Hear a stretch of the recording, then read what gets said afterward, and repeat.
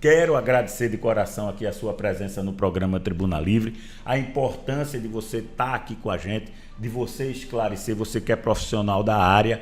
Ela é farmacêutica, ela é professora e faz mestrado em farmácia. Então, muito obrigado pela sua presença aqui no programa Tribuna Livre. Seja bem-vindo. Bom dia. Bom dia. Obrigada, Álvaro. Eu que agradeço pelo convite, tá bom? Até porque é uma opção, é uma forma da gente trazer a comunicação para a população, não é isso? Isso mesmo. Porque, assim, uma grande dificuldade da população ultimamente tem sido as fake news, né? Verdade.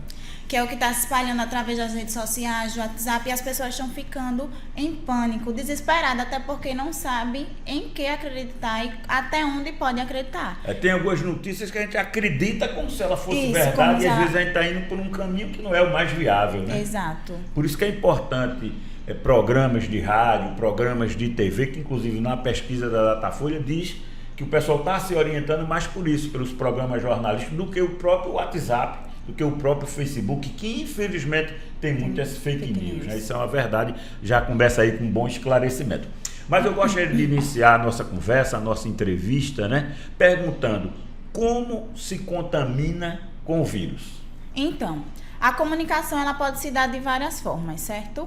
Mas as principais é através da expelição de gotículas. Ela pode ser através de quando você tosse, quando você espirra ou até mesmo quando você fala, certo? Uma grande dificuldade da população é porque existem alguns casos assintomáticos. Ou seja, eu posso não estar com os sintomas, mas eu posso transmitir o vírus para você. Esse é um grande problema, Esse é um grande problema. Porque a pessoa, às vezes, a pessoa mesmo não sabe nem que está com o vírus, ou você não sabe se aquela pessoa está com aquele sintoma, você termina se aproximando mais. Exato. Esse é um grande problema mesmo. Por isso que estão aconselhando ficar 1 metro, 2 metros de distância das pessoas, essa questão do afastamento, essa questão de não tocar na mão. Até eu cheguei aqui hoje e disse ao Álvaro, não vou tocar na sua mão, né? Vamos respeitar, né? Vamos nos cuidar. Eu preciso me cuidar e toda a população precisa se cuidar e se conscientizar. É muito importante isso, a gente tem feito isso aqui no programa, a nossa equipe é pequena, mas a gente tem feito isso, a gente tem álcool em gel, quando a gente chega aqui a gente passa o álcool em gel nas mãos, estamos passando também nos nossos equipamentos, então é muito importante ter esse cuidado, né? Porque como você disse, a contaminação termina sendo fácil, né? Exato. E por isso que prolifera e está crescendo tanto aí em todo o país, né? Agora, quais são os sintomas apresentados e quando se deve procurar um hospital? Então, com relação aos sintomas, como eu disse a você, uma das maiores dificuldades é diagnosticar o coronavírus, devido a ele se assemelhar muito a uma gripe ou a um resfriado. Então, as pessoas ficam realmente muito confusas. Será que é só uma gripe? Será que é só um resfriado? Será que é o corona? Os principais sintomas do corona são febre, tosse e falta de ar. É uma tosse um pouco diferente, isso, né? Uma tosse mais seca. Uma tosse seca, exatamente. Mas assim, eu não posso dizer que você vai apresentar todos esses sintomas, nem a ordem que os sintomas vão aparecer. Como eu disse, tem algumas pessoas que são assintomáticas. Tem gente que só tem febre, tem gente que só tosse, tem gente que tem mal-estar. E assim, os sintomas eles vão variar. De uma pessoa para outra pessoa. Aí você me perguntou também, quando eu devo procurar uma unidade de saúde? Isso. Certo? Eles estão aconselhando, quando você estiver com coriza e mal-estar, ficar em casa, de quarentena. Até porque se você for procurar uma unidade de emergência, eles vão te passar no máximo alguns antigripais, analgésicos, anti-inflamatórios e vai pedir para você voltar para casa e ficar em quarentena. Quando você apresentar algum sintoma como febre, você já pode procurar uma UBS, uma Unidade Básica de Saúde, que é o postinho que fica perto das nossas residências, dos nossos bairros, certo? Quando começar a ter falta de ar, aí você tem que procurar uma emergência. Já preocupa muito, né? Que é um dos maiores sintomas, é esse, né? Inclusive o pessoal diz que deve ser uma coisa muito triste quem tem, diz que é como se fosse um afogamento, né? O mesmo que sente uma pessoa que está se afogando no rio, no mar, é o que a pessoa sente, né? É angustiante isso, né? Até porque com a falta de ar a gente não vai conseguir respirar. O paciente com a falta de ar, ele já vai precisar de internamento.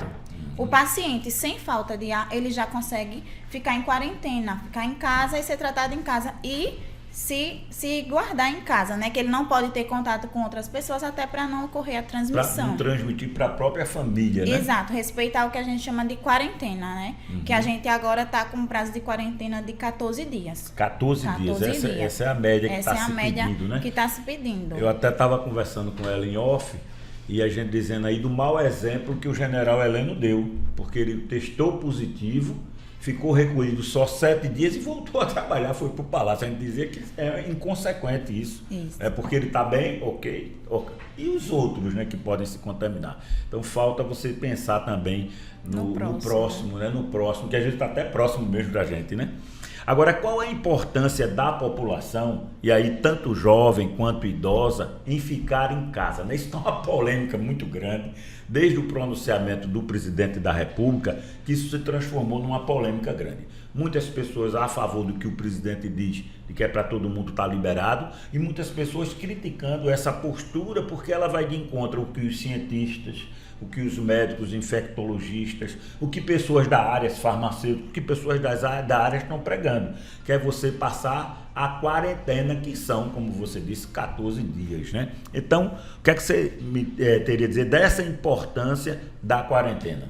A quarentena é extremamente importante, até para evitar a contaminação. Eu sei, eu converso muito com meus pacientes, eu digo, é uma das coisas mais difíceis, é você ser privado da sua liberdade, né? Você ter uma vida totalmente ativa e de repente você se vê em casa, sem poder sair, sem poder ter contato com a sua mãe. Esse momento está sendo um momento muito difícil, principalmente para as pessoas que sofrem de depressão, de ansiedade, até pelo medo, né, que está sendo causado. Mas assim, fica um terrorismo, fica um terrorismo. Isso vai ter consequências aí psicológicas. Com certeza. Quando isso tudo passar, esperamos que isso passe logo, mas a gente vai ter muita gente com algumas consequências psicológicas, certo? A principal importância de se guardar em casa, de respeitar a quarentena é isso, evitar a transmissão. Até porque a maior dificuldade do coronavírus é com relação à alta transmissão. Ele tem uma alta taxa de transmissão. Aí todo mundo diz assim, mas o sarampo mata mais, tem doenças que matam mais. Tem, realmente, mas eles não são tão facilmente transmitidos como o coronavírus. E o grande problema é que nós não vamos ter leitos e hospitais para toda essa população. É isso que o povo tem que enxergar, a necessidade, né, desse recolhimento nosso, dessa quarentena, é isso, porque eu estava dizendo aqui também no início do programa e conversando também com você em off, imagina se não tem tido essa quarentena, que se não tem tido esse decreto, quantas pessoas em Alagoas já estariam contaminadas? Como era que estavam as UTIs, como era que estavam, por exemplo, a Santa Casa de Misericórdia, a UPA daqui, em Maceió e nas outras cidades? Com certeza muita gente estava contaminada. Então, é muito importante que a gente respeite o que os cientistas, o que os médicos, o que os farmacêuticos, o que são os técnicos da área estão dizendo. Eu dizia isso ontem em um grupo, num debate acalorado, na parte da tarde, já que a gente está em casa e a internet eu estou usando até bem mais do que eu usava antes, né? E nesse grupo tem empresários, são amigos aqui de São Miguel dos Campos, né? E a gente estava essa discussão tremenda. Como você falou, aqui está na pergunta, né? O jovem, o presidente disse, vão para a escola. Então, qual é a dificuldade do jovem que você coloca? Porque disse que não atinge muita gente, já teve pessoas que morreram com 30 e poucos anos, 40 anos, a gente sabe que é bem menor o efeito. Mas qual é o problema do jovem hoje ser contaminado? Eu estava comentando exatamente isso ontem em casa também. Eu disse, como assim o jovem ele vai poder ter uma vida ativa? Se ele mora com o idoso, se a criança mora com o idoso. E quando a criança ela vai para a escola, ela se contamina e ela traz para casa. Isso mesmo. Entendeu? É uma grande dificuldade que, inclusive, os profissionais de saúde estão fazendo uma campanha. Fique em casa pela minha família. Eu estou indo trabalhar pela sua família, mas, por favor, fique em casa pela minha família. Porque se você vai para a rua, se você me contamina, eu, profissional de saúde, infelizmente, eu estou tendo que voltar para casa. E em casa eu tenho 2 idosos, por exemplo. Tem outros profissionais de saúde que tem criança, que tem idoso. O problema é isso, é a gente evitar contato, evitar aglomeração, para a gente evitar que as pessoas levem para casa. O jovem, ele vai funcionar mais ou menos como o transmissor. Ele vai transmitir, ele vai se contaminar, vai para casa e vai transmitir para as pessoas de casa. E esse quadro de pacientes, ele vai aumentar drasticamente. Esse é o grande problema. Depois as UTIs, os hospitais não terem leitos suficientes para atender essas pessoas. Por isso que a gente tem que entender, não é fácil, é difícil, é complicado, a parte econômica é terrível, a gente sabe que vai atingir muitas pessoas, mas aí é onde eu digo, cabe agora ao poder público entrar com esse auxílio, entrar com essa ajuda, aumenta a Bolsa Família, remunera essas pessoas. Eu estava dizendo a dificuldade de quem vende a tapioca, a dificuldade daquele cidadão que fica aqui na frente da Igreja Universal que vende milho. Ele está uma semana, 8 dias sem vender um milho. Como é que ele vai se alimentar? Agora é a hora do poder público entrar, porque quando é para ajudar banco, que eu fico revoltado às vezes, para ajudar banco, para ajudar grandes indústrias, grandes empresas, sai milhões e bilhões, aí o dinheiro tem. Mas para ajudar numa hora dessa, né, que todo mundo tem que estar unido, tem que acabar com a política de dizer, aí está enfrentando o presidente do governador de São Paulo, o governador de São Paulo quer ser presidente, o outro quer ser candidato a reeleição. Aí se misturar isso aí não vai para frente. Então a gente tem que entender isso. Agora tem que ter o socorro para a população, né? Então, mais uma vez aí, muito obrigado pelos seus esclarecimentos, né? O coronavírus, ele já tem cura? Então, se você se contaminar, você pode ficar curado do coronavírus, certo? Aí, com relação ao tratamento, é uma coisa que ainda está em desenvolvimento.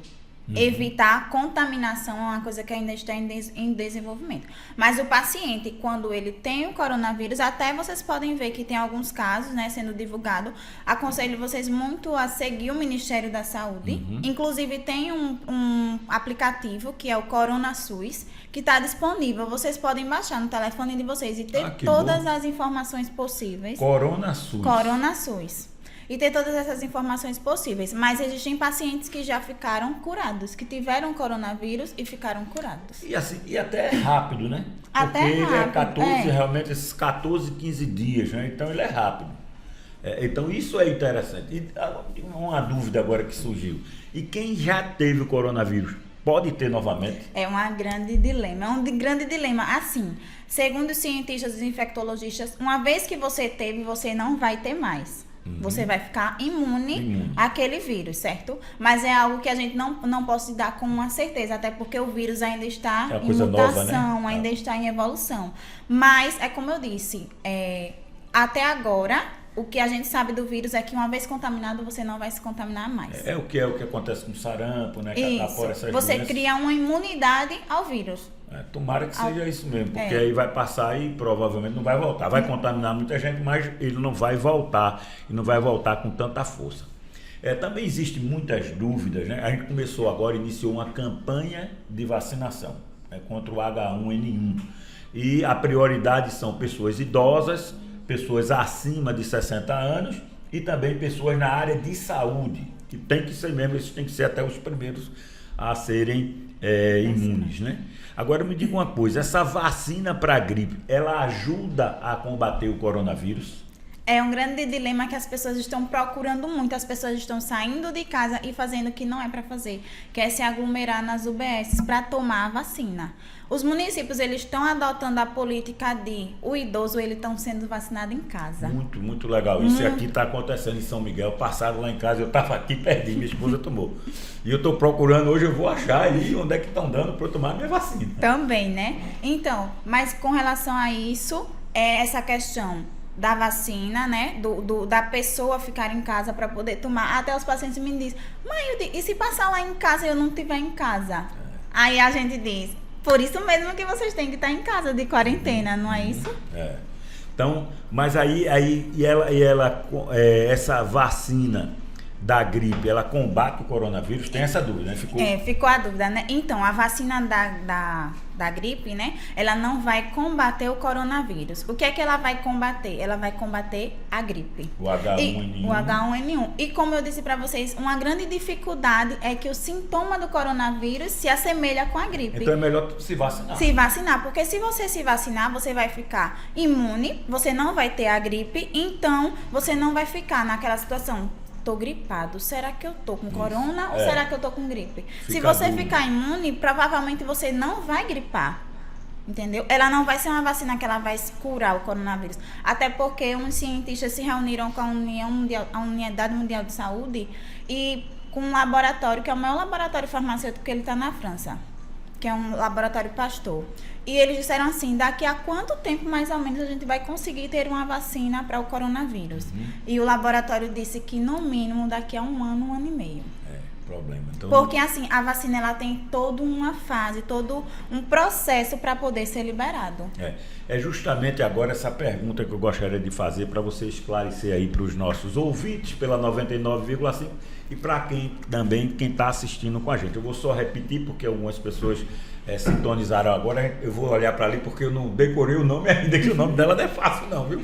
A gente está com uma entrevista com a farmacêutica, professora, está fazendo mestrado em farmácia, Maílde Liodório. Então a gente está conversando com ela justamente sobre o coronavírus. Você que acessou agora, você que entrou no nosso programa agora. Então a gente tem uma pergunta bem parecida com isso, porque existe um remédio, né, que é o remédio da malária, que se espalhou principalmente nos Estados Unidos. O presidente Trump falou muitas vezes isso, que é o remédio indicado, que já foi descoberto, que vai salvar, que vai ser a solução.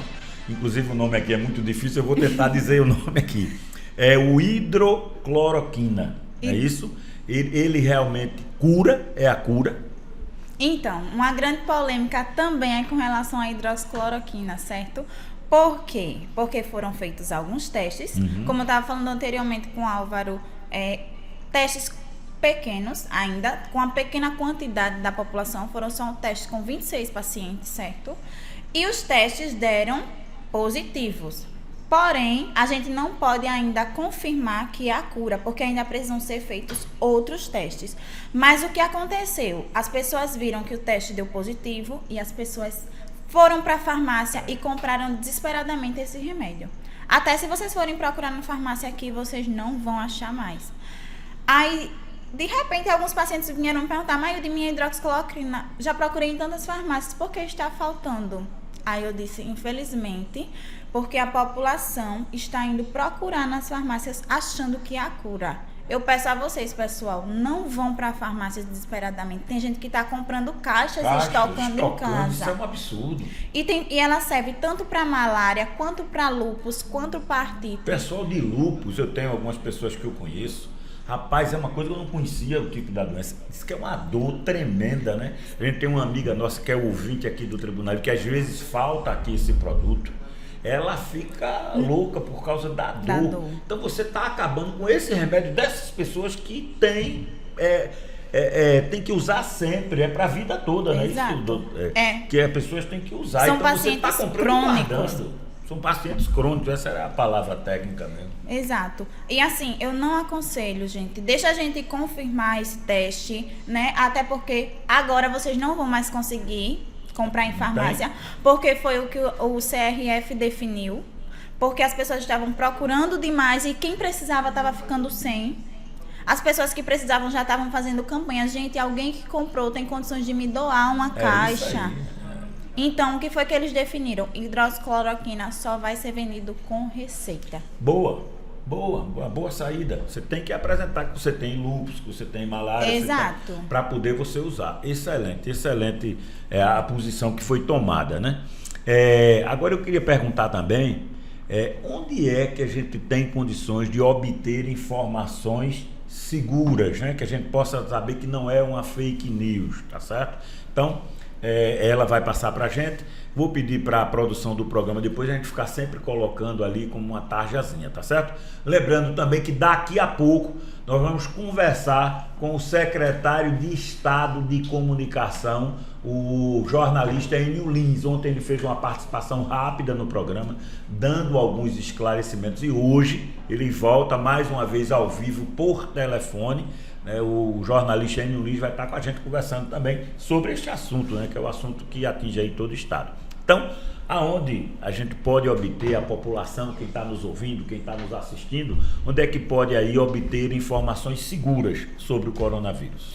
Tem um número certo disponível, até um número muito importante. Por exemplo, estou com sintoma em casa, estou desconfiando de coronavírus. Como vou saber? 136. Liga 136, você vai poder informar todos os sintomas e as pessoas elas vão te encaminhar para para saber o que é que você deve fazer. Elas vão te aconselhar, dependendo do sintoma que você tiver, se você deve realmente procurar uma emergência, se você deve procurar uma unidade básica de saúde ou se você deve ficar só em quarentena em casa. Também tem o Corona SUS, como eu disse, o aplicativo, que você vai ter todas as informações seguras, certo? Tá ali, né? Tá na tela, agora tá muito pequenininho, não sei lá como é que o pessoal Tá depois conseguindo colocar ver, em né? meia tela, ver depois do Rick a gente ficar colocando para facilitar. Mas Isso. aí o Corona SUS também é um aplicativo, você baixa esse aplicativo no celular. Exato. E você também no Corona SUS, ele é muito legal, que ele diz assim, pergunta os sintomas que você está sentindo, você vai colocando lá os sintomas e ele vai te aconselhar como você deve fazer, o que você deve fazer Excelente. depois, de acordo com os seus sintomas, certo? Excelente. Você também pode ter informações seguras no Ministério da Saúde, no site da Anvisa e no site da CESAL, que é a Secretaria de Saúde de Alagoas, que eles estão informando os casos, né? Informando tudo seguro, que é a Secretaria de Saúde responsável por todo o estado de Alagoas, certo? Que bom. Vamos agora à última pergunta, assim, que eu acho que é importante também. É como está a situação de Alagoas, né? Como é que estão os números do coronavírus aqui em Alagoas e também em São Miguel dos Campos. E até se você tiver informação também da região. Então, em Alagoas, a CESAL informou ontem que foram 11 casos confirmados, né? Segunda-feira tínhamos 8, ontem tínhamos 11. Hoje ainda não saiu o número de hoje, né? São 207 casos suspeitos e 145 casos descartados, certo? A situação de Alagoas comparada aos outros estados está indo bem, né? Eu também percebo isso, que os números nossos são bons. Eu acho que por causa até desse decreto que fez com que parasse aí a contaminação. Exato, mas assim, não é porque está indo bem que a gente deve sair de casa. Boa. Não é porque está indo bem que a gente pode voltar a ter uma vida normal, até porque está indo bem porque a gente está respeitando isso. E é o que eu peço sempre à população, gente, por favor, fiquem em casa, respeitem esse tempo, respeitem por nós profissionais de saúde, respeitem por vocês, pela família de vocês, certo? Porque é por conta disso que esses números estão pequenos, certo? Se a população não respeitasse isso, talvez, como o Álvaro mesmo falou antes, esses números estivessem exorbitantes, tá bom? Eu acho que com certeza isso estaria acontecendo. No Brasil, né, a gente está ainda também, e todos os dias a gente vê um aumento muito grande de morte, de pessoas mortas, né? Exato. Felizmente não, essa palavra foi errada, mas é São Paulo, que tem o maior número, Rio de Janeiro, mas agora já começou a acontecer. Pernambuco já teve também a primeira morte, né? Então, o número do Brasil hoje, são 2.433, né? Exato. E 57 óbitos. 57 óbitos. A gente tem que agradecer porque Alagoas ainda não teve nenhum óbito. Quando eu disse felizmente, né? A intenção foi essa, dizer que por aqui, por Eu enquanto, entendi. né, nós estamos protegidos, né? Exato. Tinha um caso de um idoso que tinha morrido e estava em dúvida. Foi feito o teste deu negativo. E deu negativo. Então ele não morreu por causa do disso, coronavírus. né? Ainda bem. Então vamos continuar. O que a Maílde Leodoro está dizendo para a gente é muito importante. É fácil? Não, é difícil. É muito difícil. É complicado, né? A gente sabe que é. A gente sabe que quanto mais demorar, mais difícil vai ser, principalmente a parte econômica. Mas se a gente se segurar mais um pouco, eu acho que a gente vai ultrapassar esse problema. A gente vai passar por essa dificuldade, né? Então, eu não tenho nenhuma dúvida disso. Olha, eu quero agradecer muito a sua presença aqui. Foi muito esclarecedora. Acredito que a gente vai precisar da sua ajuda, da sua orientação outras vezes, né? E a gente quer contar. Então, nosso agradecimento em nome do programa Tribuna Livre, nosso agradecimento em nome dos miguelenses, que bom que você é miguelense e está aqui com a gente, e de toda a nossa região, porque eu tenho certeza que aprendeu muito com a sua entrevista. Muito obrigado. Eu que agradeço, tá, Álvaro, pela oportunidade, agradeço também a população por me acompanhar, tá bom? Queria agradecer de verdade. Queria agradecer aos meus pais e queria mandar um alô pro meu vizinho Ronaldo, que ele disse assim: Mai, vai lá e arrasa. Ele disse: diga ao Álvaro que vai ter mais audiência hoje, que eu liguei logo cedo hoje para acompanhar, tá bom? Muito obrigado. Muito obrigada, estou à disposição da população. Qualquer coisa, podem entrar em contato comigo, tá? Meu Facebook, meu e-mail é maildeleodoro@hotmail.com. Também estou disponível para tirar dúvida de vocês, tá bom? Ok, muito obrigado.